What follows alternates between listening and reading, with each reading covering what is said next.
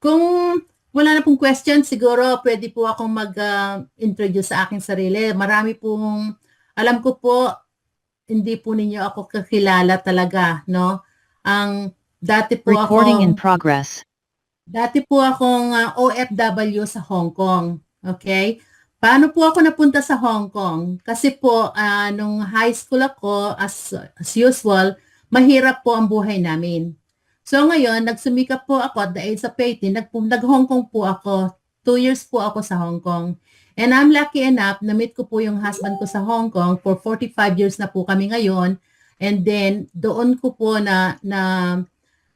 na-feel na life is actually hard pero meron pong kapalit kung talagang gusto po nating mapalitan ang buhay natin. So, ganun po ang nangyari, no? Ngayon po, hanggat nang kami, palipat-lipat po kami everywhere kasi po nasa hotel business. Hotel po ang trabaho namin. Ang husband ko nagtatrabaho sa hotel, ako din po nasa hotel after that, no? So, palipat-lipat po kami. So, ngayon, to cut the story short po, no? I joined the C1 o Crowd 1, that was 2020. Doon na po ako, napalaki din po ang aking member doon at again, kumikita din po ako noon. So by the end, nung pong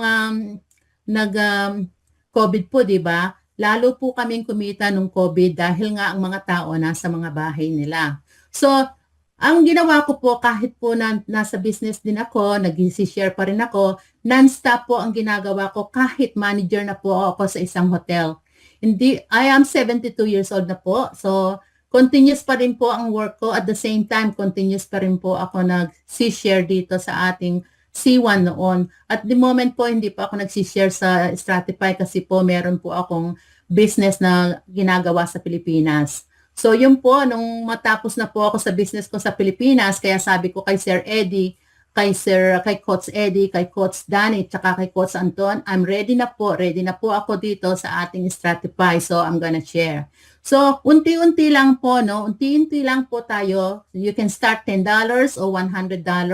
Alam ko po, marami dito ang nasaktan, katulad ko po, katulad namin. Pero doesn't mean to say po, mawawala tayo ng, ang ano po natin, don't be disappointed po. Keep going. One time, ano po tayo. There's a saying that if you fall down po, give up. Akyat po ulit tayo. We have to keep moving ourselves. Habang buhay po tayo, continuous po ang life natin. It doesn't matter how young are you. Kung nandito po tayo sa business, keep going lang po dahil makukuha din po natin yung pangarap natin. Mangarap lang po kayo, continuous po yung pangarap ninyo at tulad niyan, si Ma'am Lynn, na sa mga anak po niya, gusto niyang ma-surprise. Ganun din po one day na matutuwa po tayo pagka yung mga anak natin na-appreciate po nila lahat ng ginawa natin. Ang ano po natin dito, no, do something that you are actually willing to do. Don't be afraid na kung ano man po ang nangyari o na-scam or anything po. Life is unpredictable. Kailangan po natin strong tayo. Kailangan po natin pakita natin sa mga friends o sa mga sa mga po nag-join sa atin na senior natin to. Sabi nga po ni Sir Danny,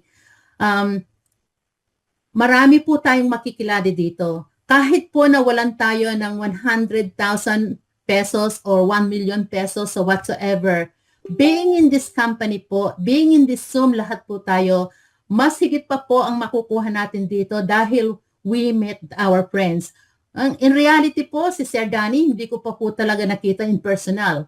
Si Coach Eddie, hindi ko pa po siya nakita ng personal. Si Coach Anton, hindi pa po kami nagkita ng personal. Marami po dito na hindi namin nakita ng personal, but we are friends po.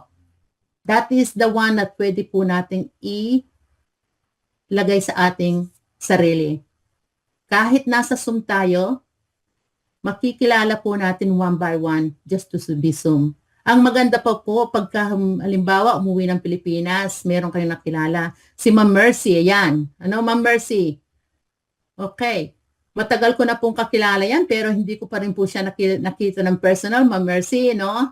So marami po. Yun po ang ating hinahawakan is friendship dito po sa ating Zoom, friendship po dito sa ating business, kahit po konti lang. Wala pong magsasabi sa inyo, ay, bakit hindi ka kumita kaagad? Bakit hindi ka po Hindi po yon. Okay? Wala pong nagsasabi dito, bakit hindi ka pa ganito. Hindi po yon ang aming purpose. Ang aming pong purpose is join as many as you can or as many as of us po dito sa ating business dito. Ganito po yung aming purpose dito. As much as possible po, kung makakashare kami ng marami dito sa ating Stratify or Sonic AI, napakaganda po. Ang makukuha po natin dito, friendship. At saka, yung life po natin. Okay. Thank you so much po.